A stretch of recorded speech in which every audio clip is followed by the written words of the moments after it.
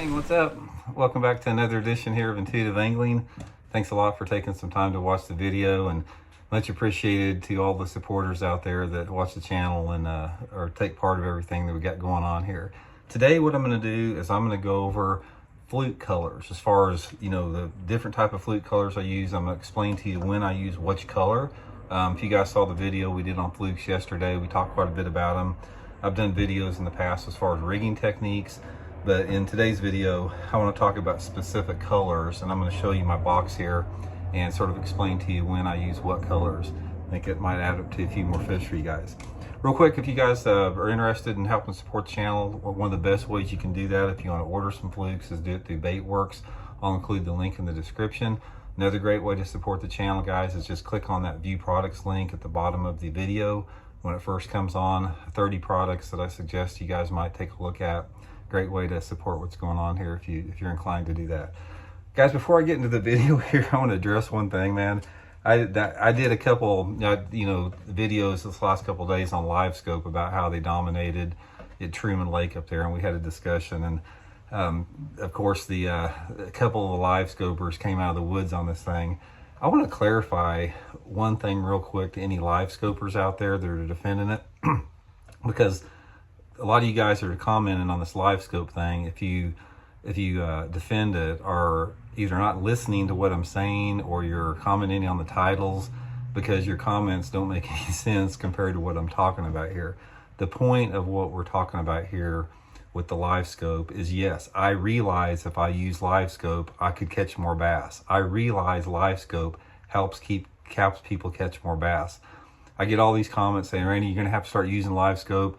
I understand that. That's not the point of it. The point of it is I'm against, I think we've reached the level of technology where we've gone too far. And I'm here to protect the sport, protect the sustainability out of it, protect the tradition of it. Everybody out there has got a level, I think, that they agree that technology has gone too far.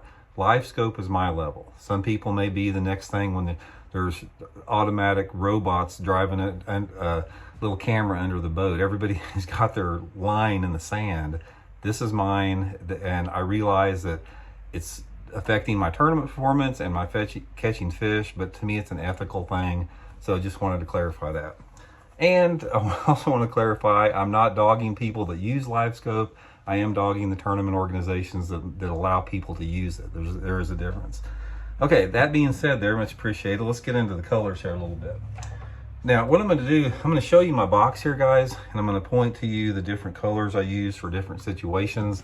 Sort of going to give you a good idea what to look for. Here's my fluke box. You know, Zoom makes just tons of different colors of flukes, and I've experimented with most all the colors that Zoom makes.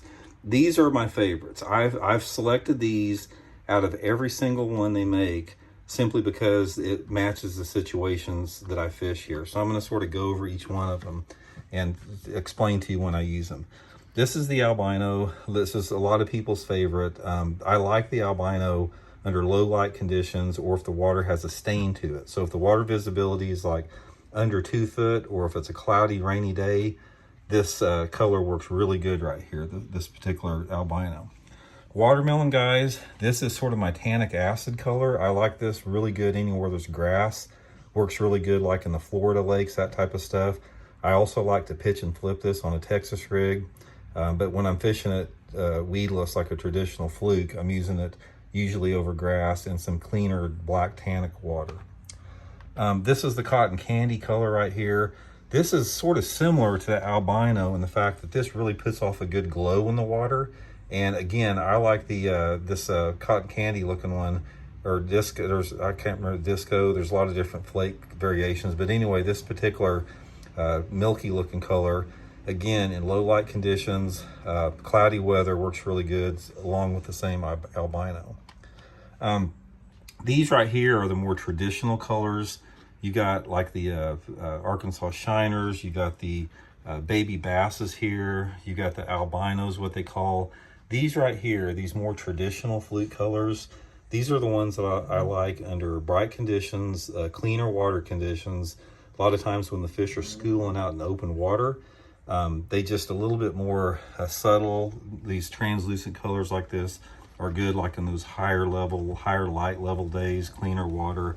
Bluegill again is one of my favorite colors.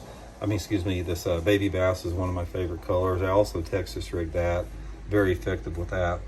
And then that's pretty much all the colors that I use. Okay guys, there's my fluke box. That's all the flukes that I take with me to tournaments. That's my favorite colors.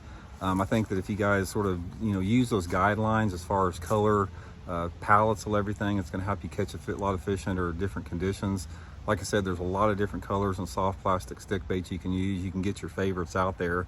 But in general, it's sort of like jerkbait fishing. It's like soft jerkbait fishing is sort of similar to hard jerkbait fishing color-wise, in the terms that I like the more whites and pearls and flat sides for the cloudy low light days, and the more translucent and lighter colors for those sunny days, times where you got high light level conditions or clear water, or times you don't have much wind on that. So anyway, I think it's going to help you guys catch some fish if you just sort of go with those guidelines there, if you're not really sure what colors to use. And definitely try that watermelon color flipping and pitching. Just put it on like a 1/4 ounce sink or something and pitch it and flip it around the same cover you would with a jig or a creature bait. Gets lots of bites. So hope you guys enjoyed it. Please hit that subscribe button if you haven't, guys. It'd be much appreciated, and we'll talk later. See you.